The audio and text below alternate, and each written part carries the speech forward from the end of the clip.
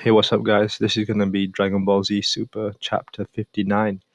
And this chapter was amazing because this is everything you want from Dragon Ball Super. Just action, action, action, and action. That's it.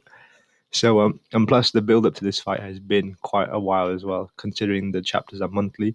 There's a lot of anticipation and hype for this final fight to begin anyway. So, there's a lot of typical Dragon Ball Z fight things as well, cliches such as not using the full power straight away, stuff like that. I love it.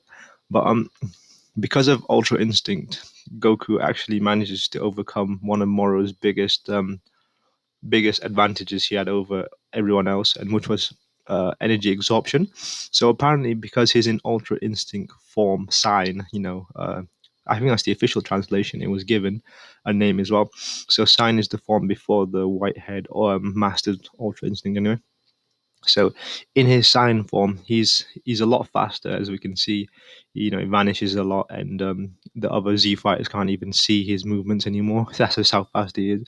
But because of his pure speed, he can actually outpace the absorption now. So that's pretty cool. So Moro no longer has that upper hand anymore. So I thought that was pretty cool. So now it's more of a more even playing field, and it's just up to their strength to see who can win.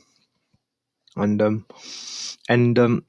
the start of the fight, it does look like Goku has the upper hand with his superior speed and his new form. Because we've all seen how powerful Ultra Instinct is. So we thought Goku had it in the bag, but obviously plot wise, it was never going to be that easy because there was always going to be some kind of hurdle that they have to overcome. I mean, and throughout as the battle goes on, we kind of get this little scene skip to Beerus's planet with the mirrors and Whis kind of looking over the fight, and in typical fashion, they're just looking. They're not going to intervene or nothing, or in Beerus either.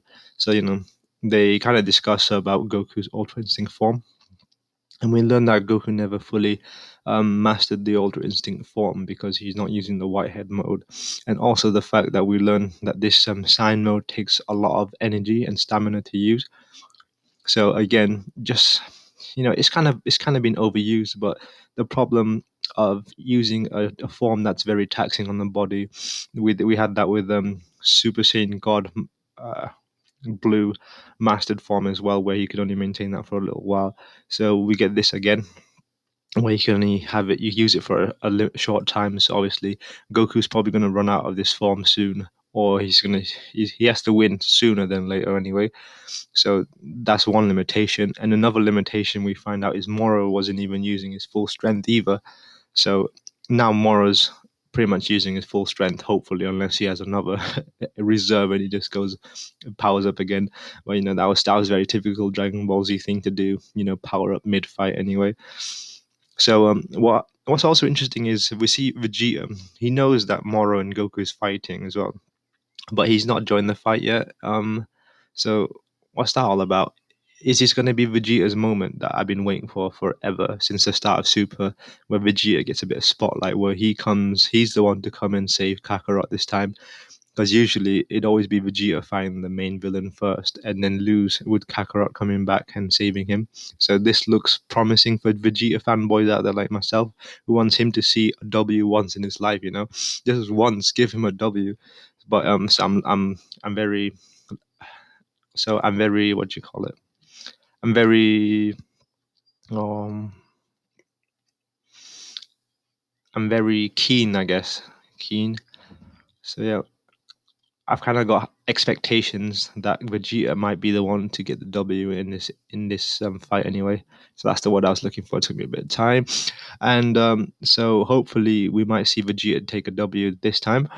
And also, looks like Goku might not be able to fight Moro for much longer since he also disregards Meros, saying, he gives a mini apology to Meros, even though Meros isn't there, about how he was trying to control his stamina, and it looks like he's going all out as well. So he's probably going to use all his energy now into a burst attack and try to win in the next few seconds anyway. So let's see how that fight goes down. But I've got to say, I do love Dragon Ball Z chapters like this. You know, just pure action and a bit of side commentary. That's what it's all about. And there was no BS stuff happening either, because that's one thing I've always hated about these shows is when like there's a BS circumstance, like say a hostage situation which ends up giving the villain the upper hand or something like that. There was none of that. It was just pure combat. Obviously, Moro has those magic tricks that he can use to get an upper hand. But because of Ultra Instinct's superior speed, he's kind of nullified those advantages completely. So now it's just a pure slugfest, and hopefully Vegeta will come soon. And I can't wait to see what happens next. Bye.